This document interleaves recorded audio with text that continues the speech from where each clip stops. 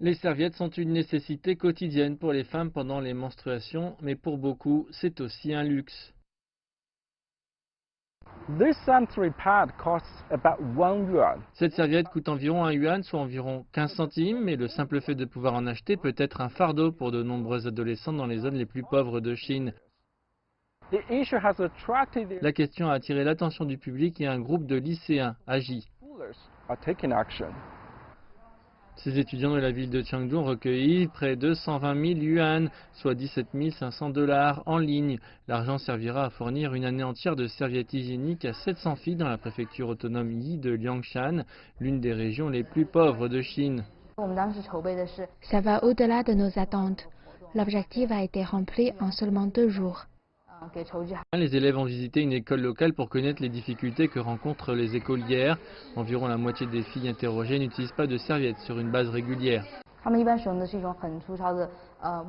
Beaucoup d'entre elles utilisent une sorte de tissu de mauvaise qualité comme alternative qui sont pas très bons et n'absorbent pas bien du tout.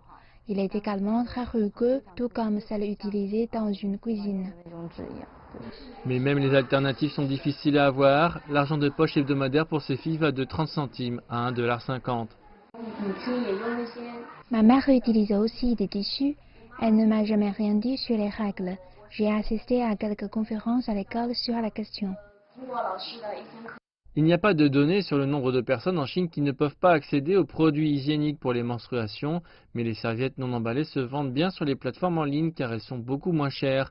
Les jeunes militants affirment que la première étape pour mettre fin à la précarité menstruelle est de s'opposer à la honte suscitée par les menstruations. Si les menstruations sont toujours considérées comme étant stigmatisantes, de nombreuses femmes garderont le silence lorsqu'elles se sentent mal à l'aise ou mal comprises. La conséquence sera qu'elles perdent leur dignité à cause des menstruations, et celles qui vivent dans la pauvreté seront toujours invisibles face à ce problème. En tant que seul garçon dans le programme, He dit que les hommes devraient également jouer un rôle actif dans la campagne autour de cette question.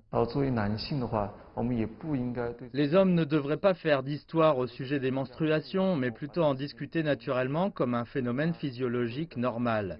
La question sera traitée correctement lorsque les gens ne le prendront plus comme quelque chose dont on a honte. Les étudiants indiquent que les autorités locales ont mis en place des efforts pour résoudre la question, mais plus de gens et de groupes doivent se réunir pour apporter un réel changement. Ensuite, ils offriront des sessions de formation sur l'hygiène physique pour les filles. Ils espèrent également élargir le programme et faire profiter un plus grand nombre de personnes dans le besoin.